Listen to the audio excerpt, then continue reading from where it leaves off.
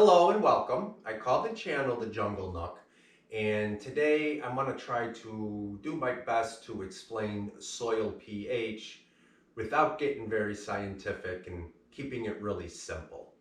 I've been wanting to do this video for a while now because when I was going to school and learning about soil pH, they got real scientific and it went over my head. It was difficult for me to understand for quite a while.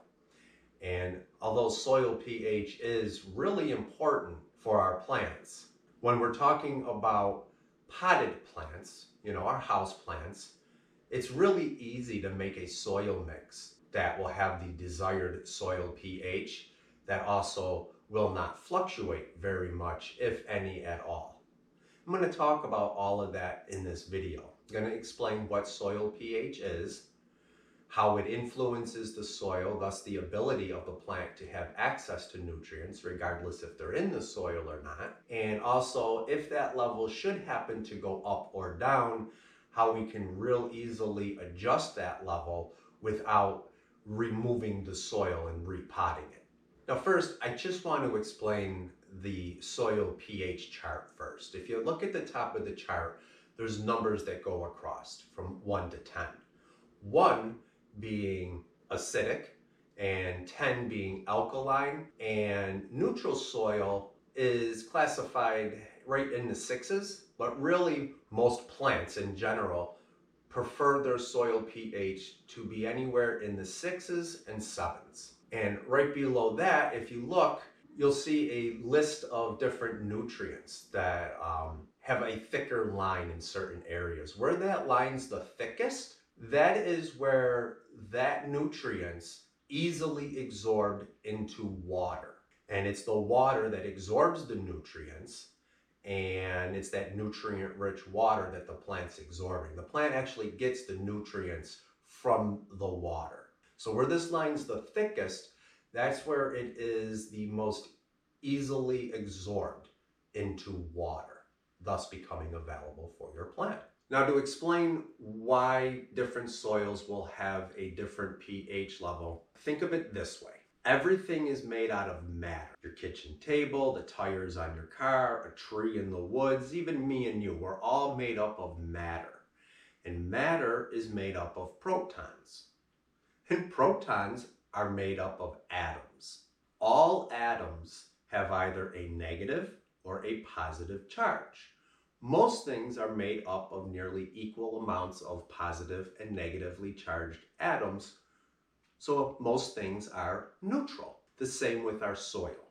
So as the soil pH level moves in one direction or the other from neutral, there are either more positive or more negatively charged atoms. Now, soil, water, and even nutrients are also, when you break it down to its basic level, are made up of atoms, which again have either a negative or positive charge. So as the pH level moves, so does the charge.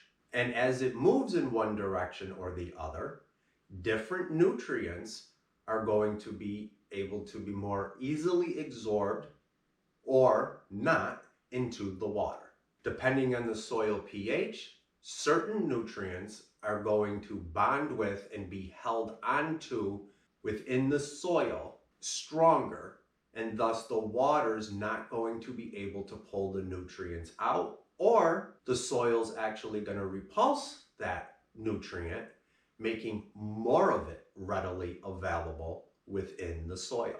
Now, although most plants do prefer a neutral pH level or a level between 6 to 7, there are some plants that prefer a more acidic or alkaline soil, depending on where the plant has grown, over thousands or millions of years, growing in soil that is more acidic or alkaline, it's developed to be able to grow there and grow efficiently with higher or lower amounts of certain nutrients. So it is always important to kind of know what your soil pH is for a specific type of plant and provide it with that. But again, nearly all plants do just fine and prefer to have a soil pH that is neutral or between 6 to 7.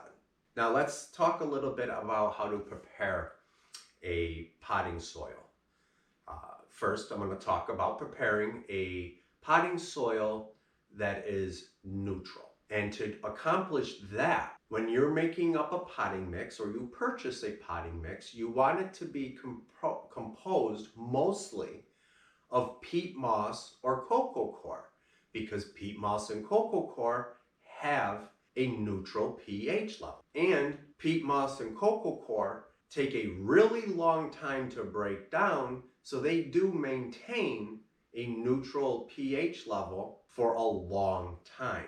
When you have a pot that is primarily made up, or a potting mix that is primarily made up of peat moss or coco coir, it is actually rare for that number to move.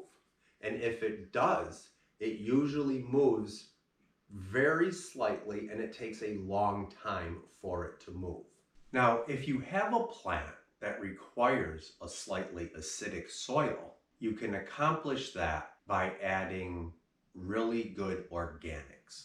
Now, yes, peat moss and coco coir, they are organic, but they're neutral and they take a really long time to break down, and even when they break down, they stay neutral. So if you need a more acidic soil, you'd want to add some good, what I call true organics into your potting mix, which would be a real rich compost or a well-aged manure.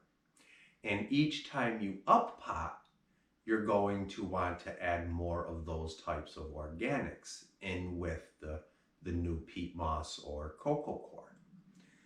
Be aware that true organics, rich composts, and aged manures only take about a year before they're pretty much completely used up and have been broken down within the soil. So you do need to re-amend the soil by mixing those products into the peat moss or coco coir when you're up potting. I'm referring to the new material you're adding in. And if you need a more of an alkaline soil, then mix in some lime into the soil, and that will accomplish that. Now, if your pot is primarily made up of peat moss or coco coir, it is unlikely it's going to move much at all, if any.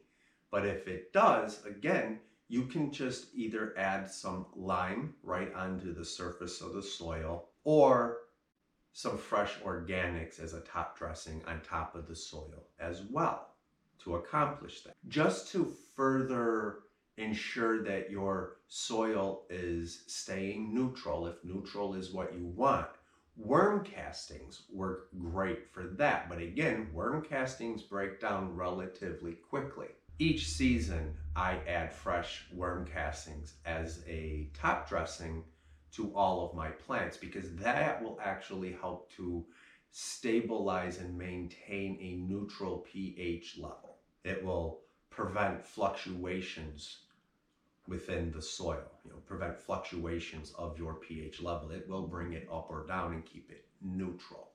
Some things that will cause your pH level to move over time, though, would be the water that you're using. If you're using distilled water or rainwater, or if your tap water is really soft, that can cause your pH level to start to go down over time.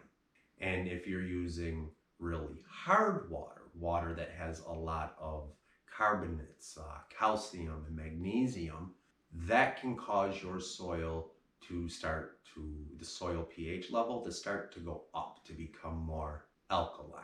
I have really hard water here. I was for a long time putting a lot of true organics into my pots. I'm not doing that for the vast majority of them anymore, but because I have such hard water, that's why I put a lot of worm castings, or I frequently put worm castings into my pots as a top dressing once a season, spring, summer, fall, and winter. I do just want to mention coffee grounds. Coffee grounds will make your soil more acidic. And I'm going to make a video here at some point on coffee grounds. The thing about coffee grounds, first, you got to know, why are you using them? What's the reason? And then use coffee grounds for that particular reason. But be aware, coffee grounds do a lot of different things to the soil. And you want to make sure that whatever reason you're using those coffee grounds for, is it to perhaps make your soil more acidic? Or are you using the coffee grounds themselves to add nutrients? You got to know why you're using them. What's the reason? And know what are all of the different things that coffee grounds can do to your soil. Because you wouldn't want to use them for nutrients if you do not want more acidic soil. Because yeah, you'll get the nutrients, but you're also making your soil more acidic, and now certain nutrients may not even be available for that plant to absorb them. Another big thing is when you're looking up coffee grounds and why you're going to use it, I think, because I did, this is what I thought for a long time, it's a great way to reuse used coffee grounds, which is great for some situations, but if you're using it to make your soil more acidic, or if you're using it for nutrients, used coffee grounds, you're removing a lot of that acidic acid and nutrients out of the coffee grounds. So if those are the reasons you're using it, you're not getting as much benefit as you may think.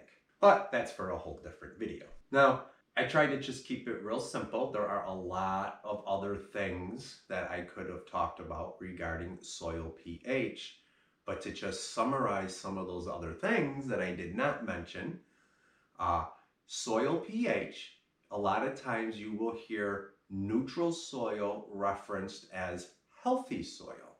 Well, it depends on the type of plant.